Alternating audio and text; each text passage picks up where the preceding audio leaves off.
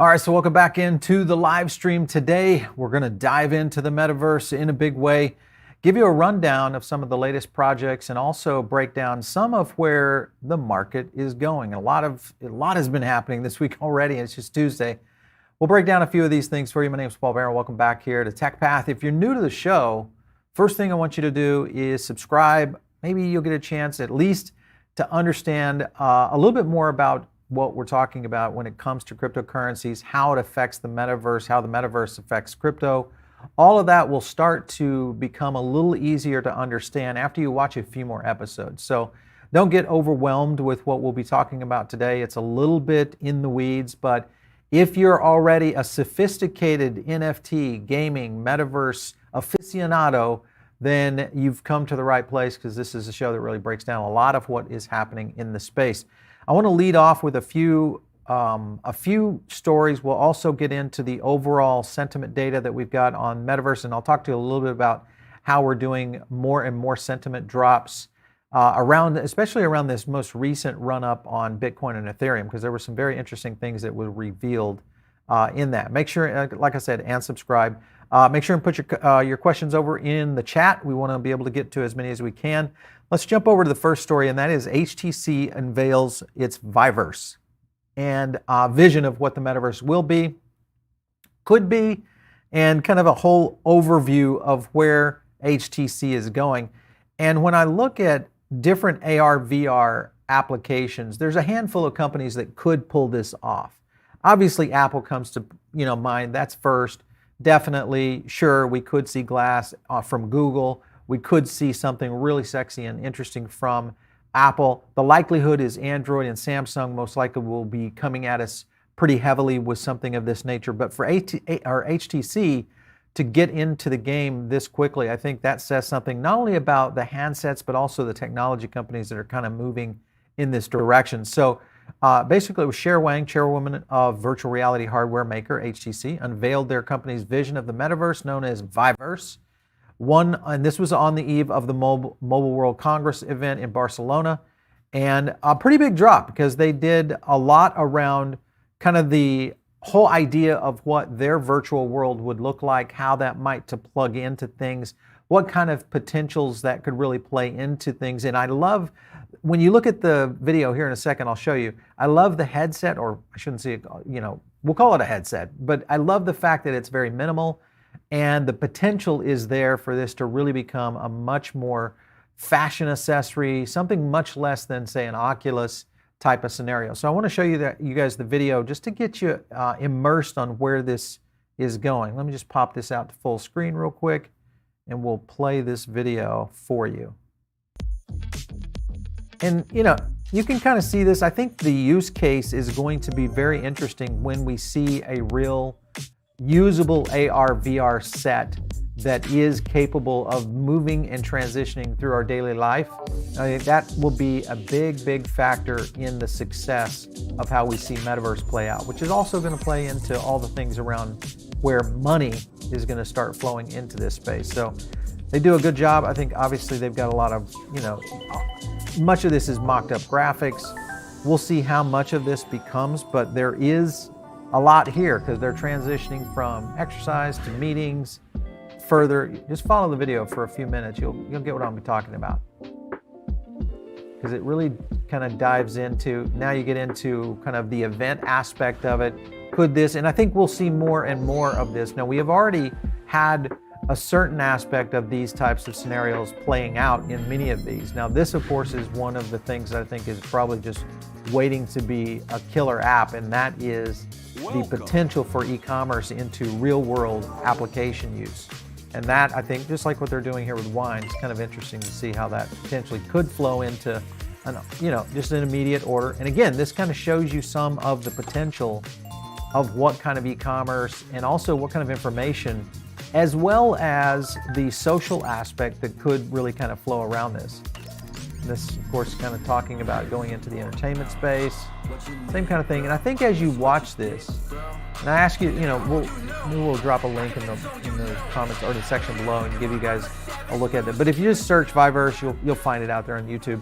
But I think when you watch this, for the first time, if you really just kind of let yourself flow into the video, it really does give you an aspect of what is potentially capable when it comes to the metaverse. And I think that's what a lot of companies are missing. But at the same time, there's also a lot of people that are really kind of on the other side of the fence. And this is just going to their Twitter feed right here. A future where the impossible becomes possible, transforming your immediate surroundings at will, AR, VR, obviously getting some AI usage, 5G, all the good buzzwords that they want to use here, and then getting into the space. But the fact that they're getting so much pushback from not only gaming community, but also just what that might look like in the future. And I think this is going to be a factor that will probably be short-lived. And hear me out on this, because I think this is something that, for the most part, society has gone through once before, and that has really been around the internet, the birth of the internet. When you think about pre-AOL era,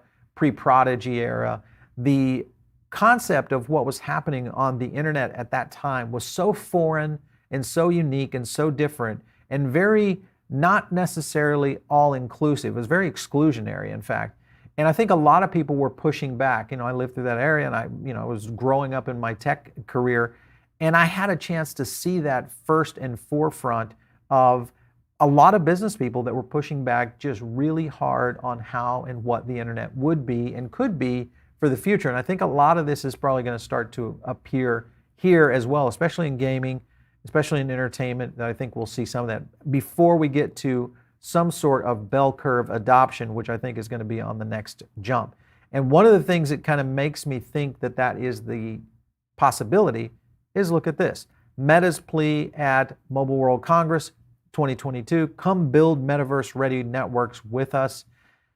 This to me is a little bit thirsty, I feel like, of what Zuckerberg is trying to do, but really what he's after is to try to announce to the world that obviously we already know that Meta is really kind of moving in this direction, but I think what they have already realized is the challenges that are ahead of them from a development standpoint, an adoption standpoint, and also a scalability standpoint are going to be real. We've already seen some pretty big hits on Meta in terms of stock price just because of their losses that they took in the fourth quarter of last year. We'll obviously see how that rolls out. But I think we're going to continue to see a lot of movement from them trying to sway in the developer community. And here's my theory, is that though we'll see a lot of that happening, I think the developer community will continue to build in these smaller projects that are emerging and have the big opportunity for massive growth because of new mindsets from a business aspect. And I want you to think about that, because Meta has been one of those companies that, of course, has kind of cut their teeth on acquisition. They've built markets through acqui-hires. That has kind of been their strategy. I don't necessarily think this can go this direction just because there's so much innovation in the space coming in such a very interesting way. This was a couple of things he said at the conference. Today we're here at the start of the next transition as we build for the metaverse.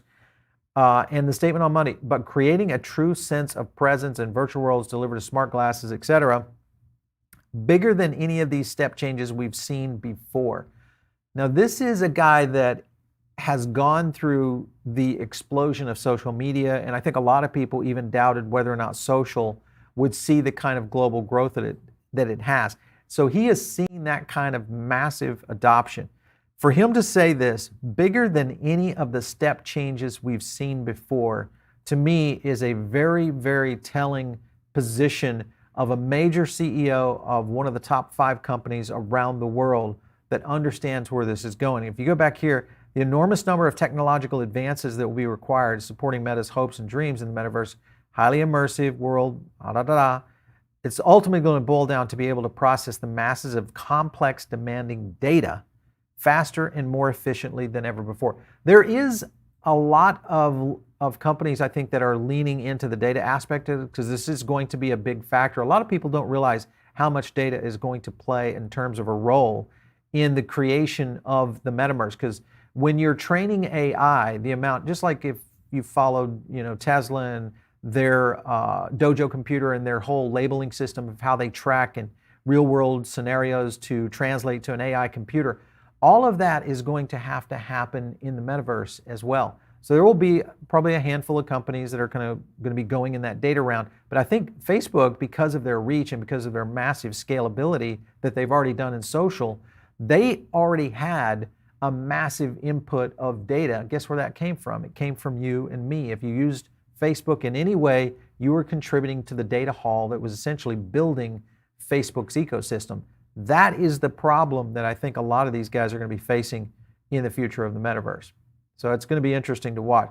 Also going over here to the daily hodl.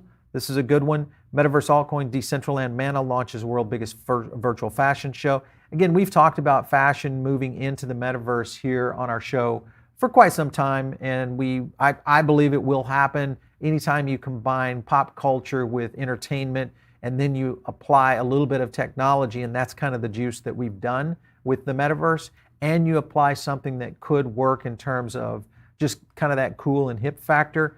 Fashion is quick to follow, and I think that's going to be a big opportunity here. If you look at what they're talking about, the immersive fashion show will take place in Decentraland's new luxury fashion district and will feature a futuristic looking catwalk. Obviously, we'll see all that. And they'll host a pop-up metaverse shops and after parties. Again, this is getting very interesting because when you see that kind of adoption and the potential targeting mechanism of how they're going to lure in people, remember who this lures in. It lures in the cool crowd, the people that are a little bit more tech-friendly, people that are really starting to lean into this, much like it did in the early days of social media. A lot of that also, again, the 3 cycles we've seen so far in my lifetime, at least, is creation of the internet, the influx of social media and mobile becoming something huge in the mid-2000s, and the evolution of where Web 3.0 is going. And this one, I think, is bigger than the 2 previous massive shifts combined. So big moves happening in the space. Also, I want to talk here, New York, Paris, Milan, Decentraland, Global Fashion goes virtual. World's biggest metaverse fashion week to date. This will be a big one for what is going to happen, I think, in the future of fashion. Now, here's the thing that I think is going to be interesting is when we get to a handful of companies that really move to the next level in fashion. Now, I want you to think about this for a second, because fashion usually leans in a lot on that more edgy component, whether you think about where Supreme has gone with sneakers or Artifact with Nike, all the elements of where next-gen fashion starts. Where would you put next-gen fashion? Where would you try to implement that? Would you implement it in social? Sure, you could, but social has been, almost 14, 15 years old. We've got a cycle within it that hasn't really emerged outside of our 2D experience, and that's been the problem and why social has been looking and leaning in, hence why Meta has been leaning into the metaverse so heavily. So lots happening in the space. Also, wow, news coming in, Bloktopia Alpha, play to earn a new share of 1 million block, how to participate. So this is brand new. Alpha will be the first of many releases to come, each building on the feedback from the community towards full commercial release. Alpha is going to be based around play to earn game. This is going on B cubes. This is something they have been talking about for quite some time, so nice to see that we've got a little bit of movement happening here on Bloktopia. It'll be interesting to see if Bloktopia continues to move in the advancement, because remember, Bloktopia has been one of those projects that is a little bit old school from the metaverse aspect side of things, because they're trying to do so much. And the more I see metaverse aspects is going to be really cool. And I think there's a video here I want to play on this. Let's kind of jump to that one. Hang on just a second. We'll get to that video. Let me pop one out here. Actually, let me pop it out right here. Here we go. Let's see if we can look around a little bit and see what's going to happen with Bloktopia. So it really starts to kind of go into, and again, advancements are going to be key with a lot of these projects. And Bloktopia has been one that hasn't necessarily had a lot released in a short period of time. So think any kind of movement or any kind of opportunity to see stuff. All right, so very interesting. Now this is on their Twitter feed, just released here recently, and a little bit more. Okay, so I don't know that I would say that this is a big announcement other than the fact that they have not announced a lot of information over the last 6 months. So I think that will be interesting to see if Bloktopia is coming along. I also want to talk a little bit about South Korea, because when you look at Metaverse and where growth sectors are going to happen, and you kind of think about this from a Silicon Valley aspect. If you think about the era of social media, the era of really Web 2, all of that really kind of landed in the breadbasket of tech being Silicon Valley. And I think what we may have in terms of opportunities, both in blockchain, but also gaming, Metaverse, may end up actually being outside the United States. That's going to be interesting. This article right here, South Korea plans a $187 million national Metaverse effort. Now, I know that's not a lot of money when you think about it, the billions of dollars that are probably going to be flowing into this sector pretty quickly. But if you look at some of the hits that they're talking about doing here, according to a recent report, country plans to invest the 187. The pledge is going to go from South Korea's Ministry of ICT, Science and Future Planning, and it's in a bid to create a metaverse ecosystem that's intended to support the expansion of digital content and corporate growth. And I think we will see a lot of that really kind of going in this direction. We're going to be dropping a video with the lead for partnerships and also just strategy with Sandbox here on the show tonight. So be on the lookout for that. I think we're going to drop it around 6 o'clock for you guys. So check out that interview, because we really dive into where Sandbox is going. But I think when you look at what countries are doing, the fact that South Korea is kind of going in this direction. Back to this story, per the official statement, the funds are to be sent on to completing various objectives with the aims of creating a large digital ecosystem carrying the name Expanded Virtual World. And the government agency also intends to use its metaverse as a platform to expand industrial virtual growth in education, media, and cities. This is something that I anticipate we'll see a handful of cities and states start to move in this direction, whether it's Texas, our guy here, Mayor Suarez in Miami, or maybe in some of the emerging areas around government that are starting to embrace this to a certain extent. Even if you look back at what Congressman Emmers, who's been on our show multiple times, is trying to do in terms of trying to secure the positioning of where blockchain growth can go, especially around the United States. So lots happening. I think the fact that South Korea is doing this is going to put a little bit of pressure on a lot of other companies or countries. But more importantly, I think they will be putting a little bit of pressure on maybe here in the United States, more on the states and cities to potentially do this as a differentiator, for being able to draw in people. Everything you can do in the tech sector to bring people to your state is huge, especially in jobs, all that aspect, because it only drives real estate prices and all that kind of stuff up. I want to jump over also to Sandbox Alpha Season releasing more, and we'll talk more about this. We go into Alpha Season 2 a lot in the interview with Matthew, and we'll really break it down. But there's a ton in that interview that you want to follow. But really, when you look at Alpha, first of all, it's coming up here, I think, on March 3rd. It's going to be an interesting thing. I'll just give you a sneak peek. I won't spoil the video, but he mentioned something here in that interview where they were looking at hundreds of thousands of potential participants for that. And I think the big thing with Sandbox is its ability and need to be able to scale. The fact that they are rolling this out into some other aspects of computing, in other words, meaning Apple, Mac, I think that'll be a big jump in going the right direction. If you look at the download of what they're talking about, Alpha Season 2, 35 plus experiences in total, also includes 18 upgraded experiences, including the original, or introducing the original Alpha Season 1, 5 new original experiences, 4 new user-built Game Maker Fund experiences. That'll be interesting. And then 3 new IP experiences and 1 branded transportation. Okay, so they've got a lot happening here. And the big, I think, here is right there, PC and Mac, which is going to be cool. 200 quests are going to be available to complete in the pass, more alpha passes available, and more ways to earn sand.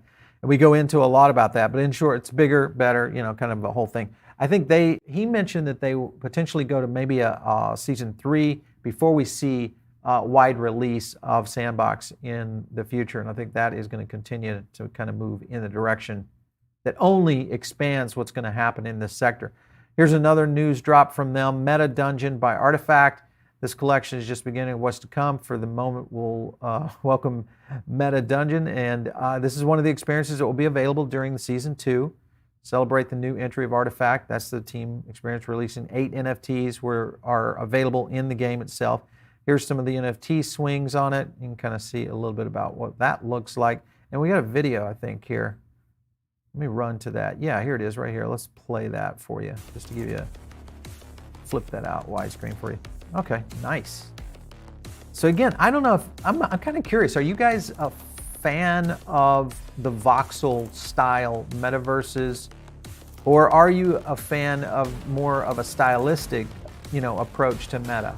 And I'm just kind of curious. I mean, obviously, this is the Minecraft spin, but put it in the comments. I'd love to know if you like this style of concepting around interaction, and maybe this evolves to something else, or maybe a hybrid of some sort. Kind of curious your input. Make sure and put some questions in over in the chat. We'll try to get to those as quickly as we can. Also, Sandbox and Square Enix now teaming up to bring Dungeon Siege RPG experiences to the metaverse.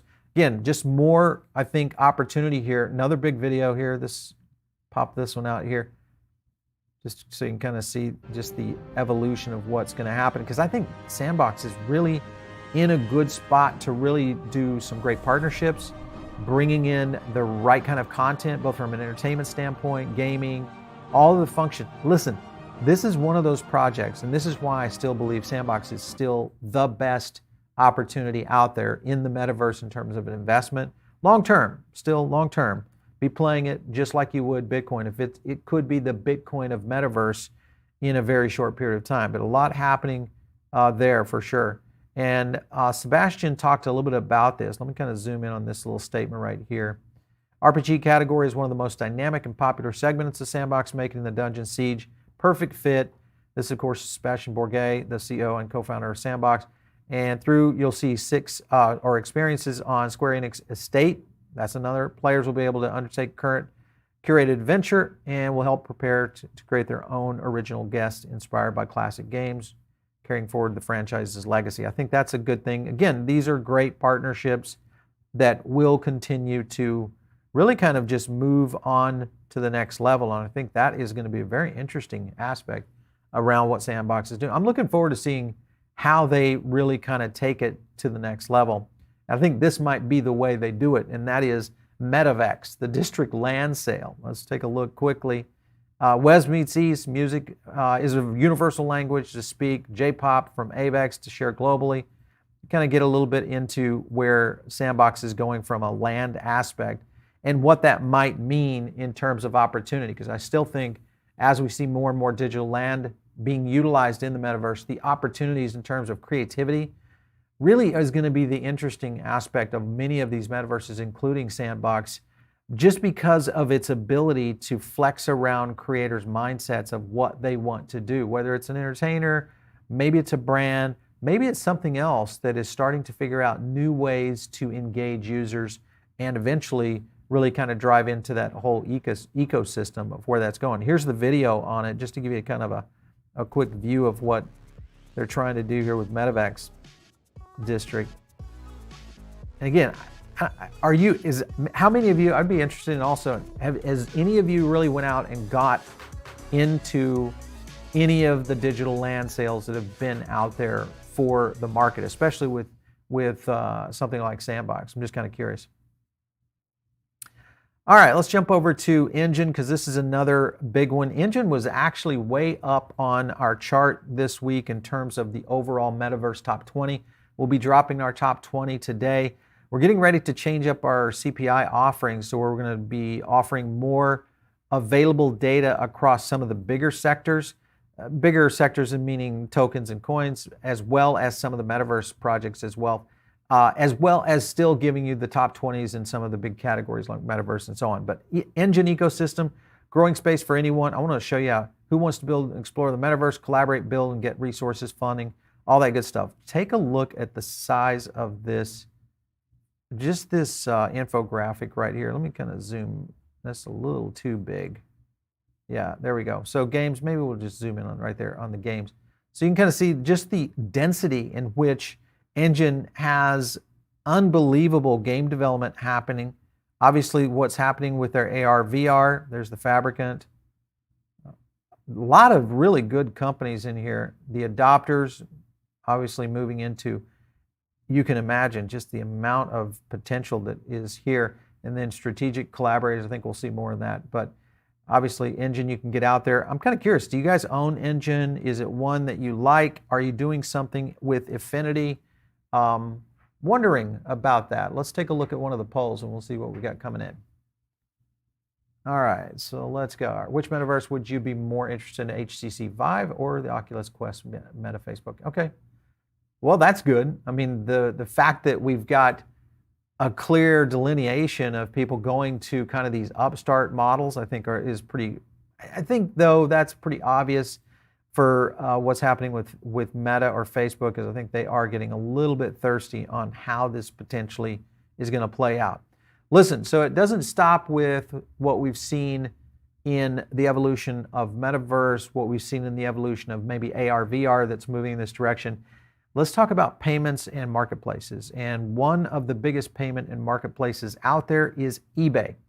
CEO says firm is deeply considering adding crypto payments. This announcement right here is a big announcement when you look at just some of what they're talking about. Speaking to the street on Sunday, Jamie said, we think we're going to add, they're going to add cryptocurrency payments at the moment, and they're looking to get into the sector and could soon make an announcement for their upcoming investor meeting. This is just in a couple of weeks. Actually, I think it's week after next. So I think that would be a big factor. The other thing that would be interesting right here, eBay started allowing the sale of NFTs in May last year, becoming the first e-commerce company to tap into the NFT frenzy. Company is looking, I think, exploring further into this. Remember, you've got a massive, there's two things here. You got a massive amount of adoption already in place. Now, granted, eBay's still a little bit clunky. If you look at the model, it's not a sexy site. The UX is really rough. Could this be a potential gateway for eBay to really evolve into the next level? Because remember, having the kind of community that they have on eBay is the first step in adoption, is being able to create that onboard and ramp for traditionalists to come into the market. When I say traditionalists, people who are not in crypto, maybe not even in metaverse applications right now. And I think this could be one of those gateway, applications like eBay to be able to make that leap, especially from the aspect of just going into where you can start accepting crypto and aspects of that nature. I could see this being a big deal. I'm still curious how far we will see before we can utilize, say, a PayPal from, almost like a BitPay application, meaning utilize the functionality within the engine of PayPal to accept crypto as businesses from merchant sides of things. Because remember, that gets into the merchant fees scenario that starts to play into all of this. And of course, with eBay, same kind of thing around fees that are going to jump into this. This is where I think it gets a little bit clunky right here. This is VeChain's partnership will enable VeChain holders to buy on eBay, Amazon, and others. So it's really kind of just, at least the process is starting to go in the right direction. And I think when you look at Amazon, eBay, Walmart, Etsy, I mean, these are the big ones that will really matter. And we will see, I think, one of them, maybe two, that will really be able to break ranks and I think make a big shift and change. I'm predicting this could happen this year with one of the big ones. I don't know if it'll be Amazon, it might be Etsy, but somebody's going to pull this off and they're going to get efficient with it, and it is going to cause a massive move in all the kinds of projects. And obviously the typicals will be Bitcoin and Ethereum and et cetera. But the fact that we're going to see NFT potential integration here, I think in these digital marketplaces are going to be pretty significant. Let's check out another poll. I know we got a lot of questions coming in for sure. Jumping to the poll. All right, do you currently own or are looking to purchase any metaverse land? 45% yes. 43% yes. Okay, all right. That's higher than I thought, because I look at land as being kind of that last step in adoption for getting into, because most people look at this from just an investment standpoint, And from an investment standpoint, many times it's just the token. Maybe you go as far as going into staking or doing something of that nature, but maybe you go in as far as playing the game. But buying land and investing, that's usually a really big step. So 40% plus is a pretty good number for you guys. Nice job. Good for you guys. I like it. I'm going to jump over to just give the overall sentiment for you guys on Metaverse here on the Power Index. And this is, we drop this every Monday. You'll get a chance to see all of the different projects. We're starting to go more frequently because we did a Friday drop on the 25th and then another drop here on the 28th. The only one that's really trending down is DeFi a little bit. Bitcoin, again, Bitcoin we had trending up on the 21st. So remember, we were seeing that fall of price. And then right here on the 21st, we got our first positive indicator moving up on Bitcoin. That was almost 2 weeks ago. And what we've seen is really pretty phenomenal in the sense that being able to see this up, because we've seen a lot of TA and analysis pointing downward. Because again, Metaverse, same kind of scenario. Had a little bit of a dip right here, but remember, look at the 3-week run, really the 5-week run, because you had this 5-week run of flat and then movement right here all the way into mid-February. A little bit of a dip during that downward trend, and then over the past 10 days, there you go. You've seen continued growing in the Metaverse and gaming sector. So good stuff, I think, here. I want to get over to some of the questions because I know you guys have a lot, so we'll try to get going on those. All right, so Jose Rodriguez, the giveaways. All right, so how we're going about the giveaways now is we're going to flip these over into the Diamond Circle email group and do our giveaways there. We'll probably post something. Most likely I'll post something on social. We're actually getting ready to do a quick giveaway award on social around Ethereum. So that will be happening over there. We're kind of curious as to whether or not YouTube likes that or not. And we feel like that might be one of those things that YouTube might frown on. So we're trying to keep within the community guidelines of YouTube and do that. But yet at the still at the same time, reward our members of people, of course, who are joining Diamond Circle, which is where you get free emails. You will get access to our rewards over there on the giveaway. So just join if you haven't already clicked the link. Just get in there and you guys can get jumped in. We drop 2 emails a week. It also is a time when we drop out new data in the CPI that maybe you don't get here on the show. So you get a lot of benefits there. And then we also do guides, AMAs, and things like that that don't come on the show as well. Again, those are free to you guys to use. All right, UFO Nut loaded up on sand for a land sale and wasn't able to buy any, and then Sam pumped, boom, took some profits and done. I like that. Good move. Nice one. Nice one. And I like that. How much sand is a good bag? Jose. I don't know if you can have enough sand, because I feel like sand is just, it's kind of like Bitcoin to me when it comes to Metaverse plays.